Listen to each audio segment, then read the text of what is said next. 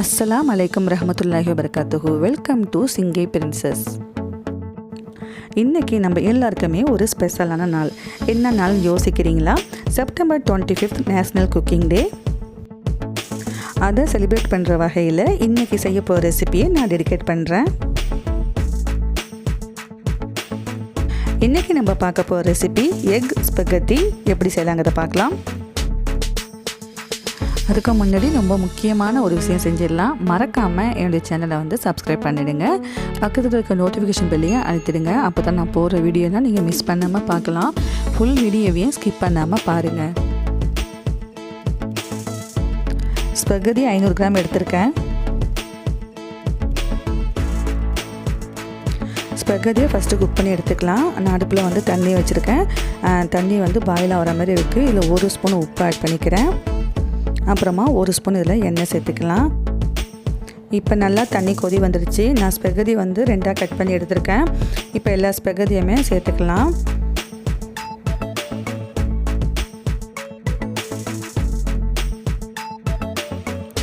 சேர்த்துட்டு ஸ்பெகட்டி ஒரு 15 நிமிஷம் குக் பண்ணி எடுத்துக்கலாம்.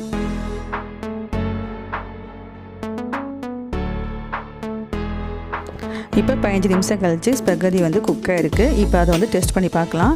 நல்லா சூடாக இருக்குது. ஊதி விட்டுக்கிட்டு இது மாதிரி கையால் தொட்டு பாருங்கள். அழுத்தி பார்த்தா நல்லா சாஃப்டாக இருக்கும். இப்போ நம்மளுக்கு ஸ்பெகட்டி ரெடி ஆகிடுச்சு.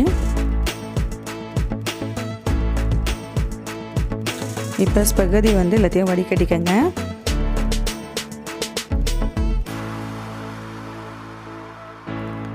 இப்போ ஸ்பெகட்டி மேலே பச்சை தண்ணி ஆட் பண்ணிக்கலாம். ஆட் பண்ணிட்டு நல்லா மிக்ஸ் பண்ணி விட்டுடுங்க.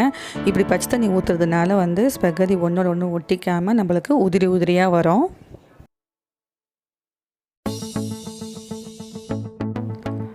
இப்போ அடுப்பில் ஒரு பெரிய கடாயை வச்சுருக்கேன். இதில் 2 ஸ்பூன் அளவுக்கு எண்ணெய் சேர்த்துக்கிறேன்.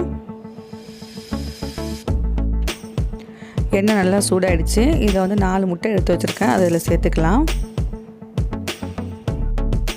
இப்போ இதில் ஒயிட் பெப்பர் ஆட் பண்ணிக்க போகிறேன். ஒரு 2 ஸ்பூன் ஒயிட் பெப்பர் ஆட் பண்ணிக்கலாம். ஆட் பண்ணிட்டு நல்லா எல்லாத்தையும் மிக்ஸ் பண்ணி விட்டுடுங்க.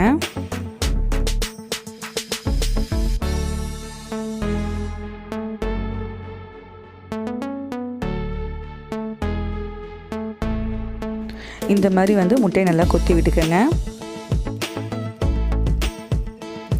இப்போ முட்டை ரெடி ஆகிடுச்சு. இதை தனியாக ஒரு பிளேட்டில் எடுத்து வச்சுக்கலாம்.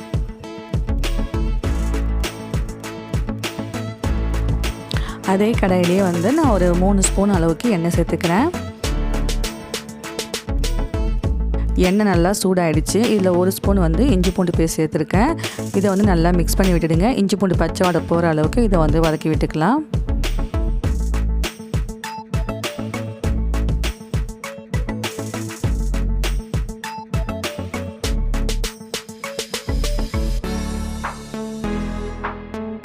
இப்போ இதில் 2 வெங்காயம் கட் பண்ணி வச்சுருக்கேன். அதை ஆட் பண்ணிக்கலாம். ஆட் பண்ணிட்டு இதை 2 நிமிஷம் நல்லா வதக்கி விட்டுடுங்க. வெங்காயம் கொஞ்சமாக பொன்னிறமாகட்டும்.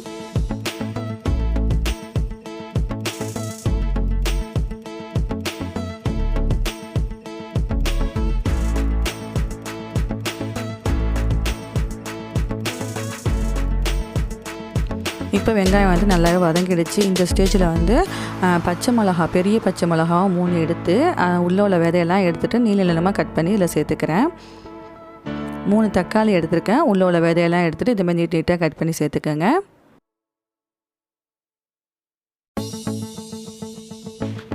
சேர்த்துட்டு இது ஒரு 2 நிமிஷம் நல்லா வதக்கி விட்டுக்கலாம்.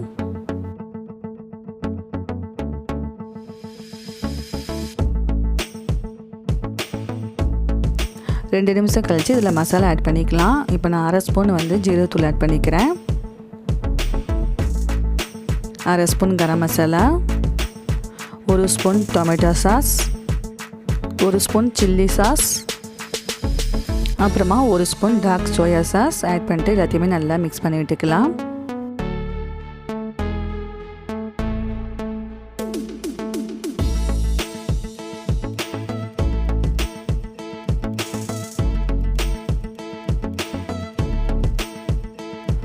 எல்லாத்தையும் மிக்ஸ் பண்ணியாச்சு. இப்போ 2 நிமிஷம் இது அடுப்பில் இருக்கட்டும்.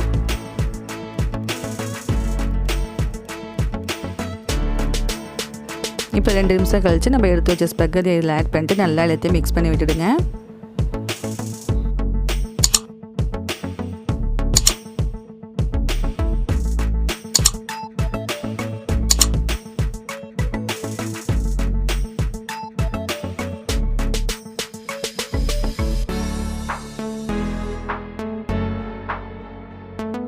இப்போ எல்லாத்தையுமே நல்லா மிக்ஸ் பண்ணி விட்டுட்டேன். இதில் எனக்கு மசாலா கம்மியாக இருக்க மாதிரி இருக்குது. அதனால வந்து டார்க் சோயா சாஸ் 1 ஸ்பூனும் 2 ஸ்பூன் வந்து டொமேட்டோ சாஸ் மட்டுமே ஆட் பண்ணிக்கிறேன். ஆட் பண்ணிட்டு நல்லா எல்லாத்தையும் மிக்ஸ் பண்ணி விட்டுக்கலாம். நம்ம எப்போ குக் பண்ணாலும் சரி நம்ம வந்து லாஸ்ட்டில் கரெக்டாக எல்லாமே இருக்கான்னு செக் பண்ணிக்கணும். புளிப்பு, காரம், உப்பு எல்லாமே கரெக்டாக இருக்கான்னு செக் பண்ணால் தான் நம்மளுக்கு எது இல்லையோ அதை வந்து நம்ம போட்டு அதை கரெக்ட் பண்ணிக்கலாம். இப்போ நான் சொன்னது வந்து பிகினர்ஸுக்கு ரொம்பவே யூஸ்ஃபுல்லாக இருக்கும். இப்போ எடுத்து வச்ச முட்டையை வந்து ஆட் பண்ணி நல்லா எல்லாத்தையும் மிக்ஸ் பண்ணி விட்டுடலாம்.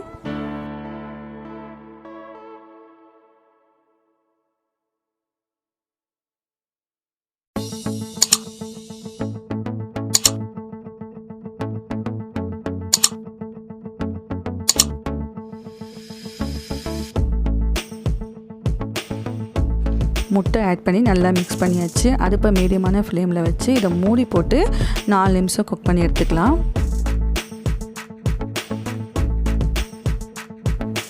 இப்போ 4 நிமிஷம் கழித்து பார்க்கலாம். ரெடி ஆகிடுச்சு நமக்கு. மல்லித்தலையை தூவி விட்டுட்டு அடுப்பை ஆஃப் பண்ணிடலாம். அவ்வளோ தாங்க, ரொம்பவே ஈஸியான ரொம்ப டேஸ்டியான எக் ஸ்பெகட்டி ரெடி ஆகிடுச்சு. இதே மாதிரி நீங்களும் ட்ரை பண்ணி பார்த்து உங்கள் ஃபீட்பேக்கை எனக்கு கமெண்ட்ஸில் சொல்லுங்கள்.